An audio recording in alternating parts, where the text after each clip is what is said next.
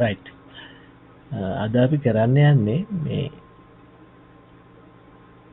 Word වල insert කියන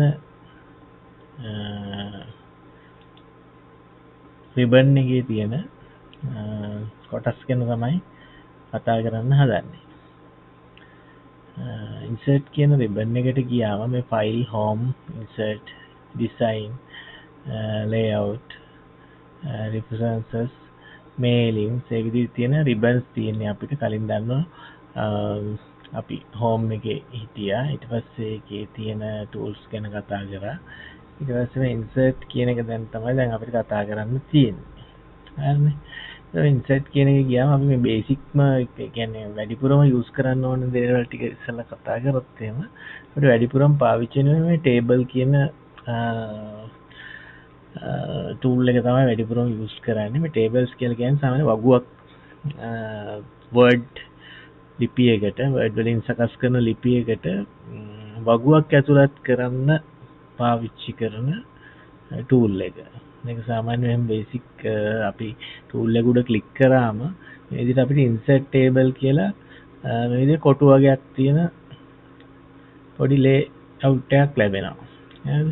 මේක අපි මෙහෙම select කරගෙන යනකොට අපිට word පිටුව මත යටින් පේනවා ඇති නේ එකක් තියෙනකොට එක කොටුවක් ඇවිල්ලා තියෙනවා. එහෙම දෙකක් එනවා යටින් ඇවිල්ලා තියෙනවා මේ.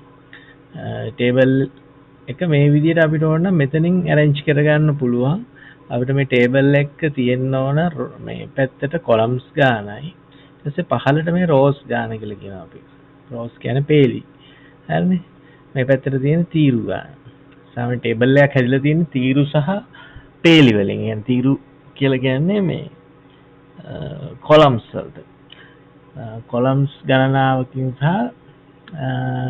rows ගණනාවකින්. rows කියන්නේ පේලි. පේලි සහ තීරු වලින් තමයි මේ table එකක් නිර්මාණය වෙලා තියෙන්නේ. නේද? ඒකට සාමාන්‍යයෙන් අපි table එකක් insert කරනකොට, ඒ කියන්නේ table එකක් පිටුවට ඇතුල් කරනකොට මේ උඩින් තියෙන ඔයාලට පේනවා ඇති දැන් මේ තුන් වරක් 3 කියලා වැටලා තියෙනවා උඩ. හරි. ඒ වෙනස් වෙන 3 වරක් 4 කියලා. හරිද? ඒ ඉස්සරහින් තියෙන 3 කියලා කියන්නේ columns 3යි, rows 4යි කියලා. ඒ කියන්නේ තීරු 3යි, පේලි 4ක් දැන් මේ මෙහෙම ගත්තොත් ඒ table එකේ තියෙනවා. හරිද? මෙතනින් අපිට මේ click and නිකන් drag කරනකොට මේ විදිහට අපිට මේ rows ගාන select කරගන්න පුළුවන් මේ layout එකෙන් මෙතන. හරිනේ? දැන් basic මේක. අපි කියමු 4යි 3 කියලා ගත්ත කියලා. يعني columns 4යි rows 3යි. හරිද? තවම ඊට පස්සේ click කරන්න ඕනේ. click කරාට පස්සේ අපිට පේනවා මෙන්න මේ විදිහට පිටුවේ තියෙනවා අපි ගත්ත table එක දැන්. ඒ කියන්නේ columns 4ක් තියෙන rows 3ක් තියෙන table එකක් දැන් අපිට දකින්න පුළුවන් මේ විදිහට. එතකොට මේ වගේ එක දැන් නැද type කරන්න පුළුවන් අපිට ඔන්න පළවෙනි column එකේ අපි උඩම row එකේ තමයි අපි ඉන්නේ. එතකොට mouse pointer එක එතන තියලා click කරාම අපිට cursor එක blink වෙනවා පේනවා. ඒ කියන්නේ type කරන්න සූදානම් දැන්. ඊට ඒ විදිහටම අපිට මේ ඕනම cell එකක් මත cell එකක් කියලා කියන්නේ මේ වගුවක තියෙන මේක කොටුවක්. cell එකක් කියන්නේ. හරිනේ? එතකොට මේ වගේ cell එකක් උඩ ගිහිල්ලා click කරාම අපිට පේනවා mouse pointer එක ගිහිල්ලා click කරාම cursor එක active වෙනවා. cursor එක active වෙනවා කියලා කියන්නේ මේ cursor එක කියලා කියන්නේ type කරන්න සූදානම් බව පෙන්වන පොඩි ඉරි කෑල්ල blink වෙනවා. blink වෙනවා කියන්නේ නිවෙනවපත් වෙනවා. හරිනේ? ඒ කියන්නේ එතන තමයි දැන් ඊළඟට අපි type කරොත් type වෙන්නේ. මේ විදිහට අපි type කරොත් එහෙම. හරිද? ඔන්න. දැන් type වුණේ කොහෙද? අර අපි click කරපු cell එක මත. හරිනේ? ඒ විදිහට අපිට මේ වගුවක් හරි ගස්ස ගන්නකොට ඉතින් අපිට තියෙන්නේ මේ විදිහට මේ ඕන කොටු ටික හරි ගස්ස ගත්තා නම් වගුවේ අදාළ තීරු ටිකයි පේලි ටිකයි සකස් කරගත්තට පස්සේ ඒවට අදාළ data ටික enter කරගන්න. ඒ කියන්නේ අදාළ තොරතුරු ටික ඇතුල් කරන්න තමයි වගුවක් සාමාන්‍යයෙන් අපි නිර්මාණය කරන්නේ. හරිනේ? හරි. එතකොට දැන් මේ විදිහට අපි ගත්තේ කොහොමද දැන් මෙතන insert ගිහිල්ලා table වලින් තමයි table උඩ click කරලා මෙන්න මේ එන format එකෙන් තමයි අපි table එකක් දැනට නිකන් basic create කරගත්තේ. හරි ගස්ස ගත්තේ. ඊට අමතරව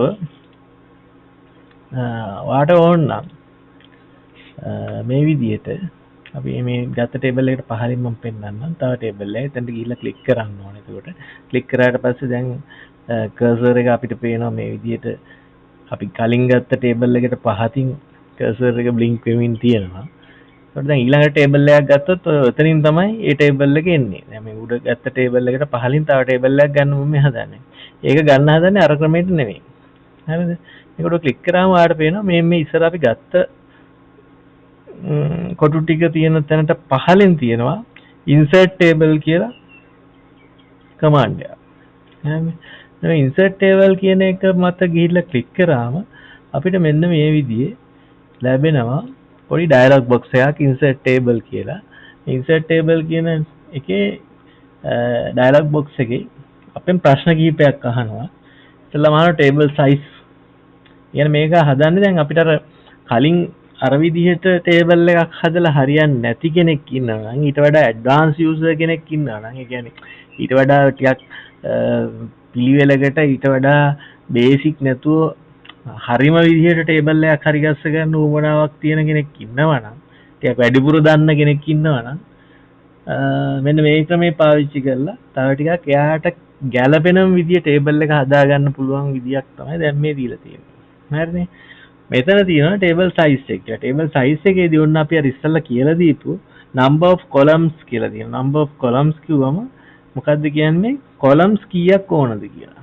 columns කියලා කිව්වේ මොකද්ද? අර අපි හදාගන්න යන table එකේ තියෙන තීරු ගාන. එන උඩින් ඉඳන් පහළට. හරිද? උඩින් ඉඳන් පහළට තියෙන තීරු කීපයක් අවශ්‍යයි නේ අපිට. දැන් අපි කියමු තීරු 5ක එකක් තමයි දැන් මෙතන පෙන්වලා තියෙන්නේ. අපිට ඕන නම් මෙතන මේ arrow keys down කරලා ඒ columns ගන්න අඩු කරගන්න හරි up කරලා වැඩි කරගන්න හරි පුළුවන්. හරි. අපි දාමු columns 8ක් විතර තියෙන table එකක් අපිට හදන්න ඕන. දැන් මම මේ 8 දාලා තියෙන්නේ මෙතන. හරිනේ. ඊට පස්සේ rows ගන්න. rows ගන්න කියන්නේ පහළට තියෙන පේලි ගන්න. rule ගන්න. table එකේ තියෙන rule ගන්න තමයි rows කියලා සඳහන් කරන්නේ. හරි. rows ගන්න අපි කියමු rows අපිට ඕන 12ක් ඕන. එතන ටයිප් කරලා ගන්නත් පුළුවන්. එතන ක්ලික් කරලා මේ විදිහට highlight කරලා ටයිප් කරන එක මම කරේ. නැත්නම් ඔයගොල්ලන්ට මේ up and down arrows use කරලා Tamanට ඕන ගාන adjust කරගන්නත් පුළුවන්. හරි. ඊට පස්සේ අපි කරන්නේ ඔන්න ඔය විදිහට row ගානයි columns ගානයි දෙන එක. ඕක ඉතින් අපිට කලින් අර කොටු කොටු තිබිච්ච ෆොමැට් එකකිනුත් ගන්න පුළුවන්කම තිබුණා. හැබැයි 12ක් වගේ ලොකු ගණන් ගන්නදී එතන පොඩි ප්‍රශ්නයක් තියෙනවා. දැන් එතන සීමිත ප්‍රමාණයක් තමයි අපිට අපි දැක්කේ තියෙන කොටු. ඒකට ඒ කොටු ගානෙන් එහා වගුවක් හදාගන්න අපිට ටිකක් අමාරුයි. දැන් මේ වගේ අවස්ථාවක තමයි අපිට මේ insert table කියන command එක use කරන්න පුළුවන්කම තියෙනවා. හරිනේ. මෙතනදී මේ ඊට පස්සේ පහලින් තියෙනවා තව පොඩි දේවල් ටිකක් තෝරන්න. auto fit behavior කියලා තියෙනවා. auto fit behavior කියන එකෙන් දැන් කරන්නේ දැන් මෙතන select වෙලා තියෙන පේනවා ඇති fixed column width කියන එක. fixed column width කියලා කියන්නේ width කියන්නේ පළල, fixed කියන්නේ හරියටම ගානක් තියලා තියෙන එක වෙනස් කරන්න බෑ. හරිද? fixed column width කියන එක ඒකම තමයි තියෙන්නේ කියන එක. හරිද? එතකොට fixed ගාන අපිට ඕන නම් ඉස්සරහින් තියෙන auto කියලා එකක්. يعني ඉබේ හදා ගන්නවා. යා කොලේ හැටියට අපි දෙන columns ටික සමානව බෙදාගෙන යා auto හදා ගන්න width එකක් තියෙනවා. width එක කියන්නේ column එක පළල. columns අඳිද්දී එක එක පළල තියන්න පුළුවන් අපිට. අපි පෑනකින් ඉරි ගහලා අඩි රූලක් පාවිච්චි කරලා table එකක් අඳිනවා නම් අපි බලනවා ඒක දැන් නම කියන එකට කොච්චර විතර පළල ඕනද. එතකොට ඒ පළල තමයි අපි තියාගෙන manually අපි කොලයක table එකක් අඳිනවා නම් අඳින්නේ. වයස වගේ එකක් තියෙනකොට අපි ලොකු නමට තරම් පළලක් තියන්නේ නැහැ. පොඩි පළලක් තියන්නේ. හරිද? ලිපිනේ වගේ තිබුණොත් සමහරට නමට වඩා පළලක් තියන්න සමහරලාට සිද්ධ වෙනවා. හරිද? ෆෝන් නම්බර් එක වගේ දුරකථන අංකය වගේ එකක් දාන්න තිබුණොත් අපි දන්නවා ෆිගර්ස් 10යි තියෙන්නේ, ඉලක්කම් 10යි තියෙන්නේ. ඒතකොට මේ 10ට ඇති වෙන්න තමයි අපි පළල හදාගන්නේ. මැනුවලි අපි ඒක හරි ගස්ස ගන්නවා අපි දන්න තරමින්. හරිද? හැබැයි මේ auto fit කියන එකක් auto දාලා තියෙනකොට fix ඒක සමාන ගාණක් තියාගෙන ඉන්නවා. ඒක එහෙම එක එක්කෙනා එක එක ඒවට ඕන ගාන එහෙම චේන්ජ් වෙලා හැදින්නේ නැහැ. ඒක අපිට චේන්ජ් කරගන්න පුළුවන්. බට් ඒකෙදි එයා දෙන ෆික්ස් ගානක් තමයි තියාගෙන ඉන්නේ. මේක අපිට වෙනස් කරන්නත් පුළුවන් මෙහෙම. හරිද? මෙතන මේ අඟල් වලින් තියෙන අඟල් 0.3 කියලා තියෙනවා. අඟල් 0.45. අඟල් 0.5 කියන අඟල් භාගයක පිට් එකක් තමයි දැන් මෙතන මේ දාගෙන තියෙන්නේ. හරිද? ඒ විදිහ අපිට ඕන නම් අඟල් වලින් මෙතන ටයිප් කරලා ගන්නත් පුළුවන්. අඟලක් කියලා ගත්තොත් දැන් ඔය එක දැම්මොත් අඟල තමයි එන්නේ උතන. හරිද? ඒකට ඒ විදිහට නැත්නම් 1.5 කිව්වොත් අඟල් එකමාරක් තමයි ඇවිල්ලා තියෙන්නේ. හරිද? ඒ විදිහට අපිට ඕන ප්‍රමාණය කල් තියා ඕනනම් අඟල් ගානෙන් හරි ගස්ස ගන්න පුළුවන්. දැන් අපිට කවුරු හරි ටේබල් එක හදන්න කියපු කෙනා කිව්වොත් එහෙම කොලම්ස් වල නිකන් අඟල් එකමාර විතර කොලම්ස් එන විදිහට ටේබල් එක හදන්න කියලා කවුරු හරි අපිට ටේබල් එක හදන්න කියපු කෙනා කිව්වොත් එහෙම අපිට මෙතනින් ඩිරෙක්ට් අපිට දෙන්න පුළුවන්. වන් ෂොට් දීලා ඒ විදිහට හදා ගන්න පුළුවන්. ආයෙ වෙනස් කරන්න මුකුත් කරන්න ඕනේ නැහැ. හරි. ඊට පස්සේ ඔයාලට පේනවා ඉතින් තව මෙතන පහළ තියෙන ඔටෝ ෆිට් කියලා. ඒක ඔටෝ ෆිට් to contents කියලා. contents කියන්නේ අන්තර්ගතයේ දැන් මේක ඇතුලේ තියෙන අගවගු ඇතුලේ ටයිප් කරන දේ ගැන තමයි content එක කියලා කියන්නේ. يعني දැන් ඔටෝ ෆිට් වෙනවා කියලා කියන්නේ දැන් දිග එකක් ටයිප් කරොත් ඒක දිග එකට හරියන්න ඔටෝ එයා හදා ගන්නවා පළල. කොට එකක් ටයිප් කරොත් මොකක් හරි පොඩි දෙයක් නම් ඒ ටයිප් කරපු එකට සයිස් එකට අදාළව ඒක එයා හරි ගස්ස ගන්නවා. හරිද? ඒක තමයි එතන ඔටෝ ෆිට් කියලා දාලා තියෙන්නේ. ඊළඟට තව එකක් තියෙනවා ඔටෝ ෆිට් to window කියලා.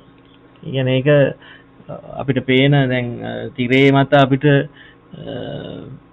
පේනවනේ වගු ඒක ඒ පේන වගු ප්‍රමාණයට එයා ඔටෝමැටිකලි හරි ගස්ස ගන්න එක තමයි මෙතන ඔටෝ ෆිට් කියන කියන්නේ. එතකොට මේ ඔක්කොටම වඩා අපිට පහසු දේ තමයි ෆික්ස් කොලම් විත් එකක් හරි මොකක් හරි එකක් තියාගෙන මේක ඕකේ කරනවා. මම දැන් කරලා පෙන්නන්නම්. දැන් ඔහොම ඔන්න දැන් අපිට ආවා 1 2 3 4 5 6 7 8යි. කොලම්ස් 8ක් තියෙන මේ අතර රෝස් 12ක් තියෙන ටේබල් එකක් දැන් ආවා. මේකෙත් අපිට අර කලින් වගේ මෙතන අපිට ටයිප් කරන්න පුළුවන්. හරිද? දැන් ඉන්ඩෙක්ස් නම්බර් ඊළඟ එකේ name හරිද? ඊළඟ එකේ මොකක්ද අපි දාමු age වයස හරිද? ඊළඟ එකේ phone number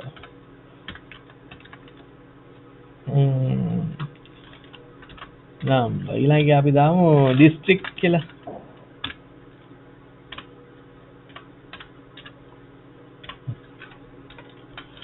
district හරිද? ඊට පස්සේ ඒ වගේ අපිට ඕන එකක් ඉතින් දාන්න පුළුවන්. ඊට පස්සේ මාක්ස් ගන්නක් හරි මොනවා හරි දාන්න ඕන data එකක් අපිට enter කරන්න. හරිද? ඒ වගේ දාලා මොනවා හරි ඔහොම තියන්න පුළුවන්. ඊට පස්සේ තව අපි දාමු payment. හරිද? අපි දාමු මෙතන bill number. bill number. ඔය වගේ ටිකක් දාලා හදන්න කියමු. ඉන්ඩෙක්ස් නම්බර් එක කියන්නේ එයාගේ 90 අංකයක් තියෙනවා. ඒක අපිට ඕන නම් මෙන්න මෙතනට ගිහිල්ලා මෙන්න මේ මවුස් එක මෙහෙම ටේබල් එක දිගේ අරන් යනකොට ඔයාලා මවුස් පොයින්ටර් එක පේන විදිහ වෙනස් වෙනවා. දැන් මේ මැදදී කර්සර් එකක් තියෙනවා. මේ ඉර ගාවට එනකොට ඔන්න දෙපැත්තට ඊතල තියෙන පොඩි ඩබල් ඉරක් බවට පත් වෙනවා. ඊට පස්සේ ආයෙ කර්සර් එක එනවා මෙහෙට අරන් යනකොට ආයෙ මේ දෙකක් මැදට ආවම මේ දෙපැත්තට ඊතල තියෙන පොඩි අමුතු මවුස් පොයින්ටර් එකක් එනවා. මේකෙන් අදහස් කරන්නේ මෙන්න මේ අවස්ථාවට ආවම ක්ලික් කරලා මෙහෙම ඩ්‍රැග් කරොත් මේකේ මේ කොලම් එකේ width එක වෙනස් කරන්න පුළුවන්. width එක කියලා කියන්නේ මොකද්ද? කොලම් එකේ පළල මේ අපිට ඇදලා වෙනස් කරන්න පුළුවන්. මම මේ කරන්නේ click and drag කරනවා. කියන්නේ ක්ලික් කරලා ඩ්‍රැග් කරනවා මේ අවස්ථාවට ආවම හැබැයි. මවුස් එක මෙතන තියෙද්දි click and drag කරාට වැඩක් නැහැ මේ. මවුස් එක මේ දෙකක් අතරට යන්න ඕන. කොලම්ස් දෙකක් අතර සීමාවට ආවම පේනවා ඇති මේ මවුස් පොයින්ටර් එක වෙනස් වෙනවා මෙන්න මේ විදිහට 아무තු දෙපැත්තට ඊතල තියෙන ඉරි කෑලි දෙකක් වගේ බවට පත් වෙන. ඒ අවස්ථාවේදී මෙහෙම ඇද්දොත් අපිට මේකේ width එක වෙනස් කරගන්න පුළුවන්. දැන් මම දැක්කද මේ index කියන එක පුංචි කරා. index කියන එක පුංචි කරලා name කියන එක ලොකු කරා. age කියන එක පොඩි කරා. phone number එකක් තියලා මොන marks කියන එක ආපහු චුට්ටක් පොඩි කරා. හරි. right.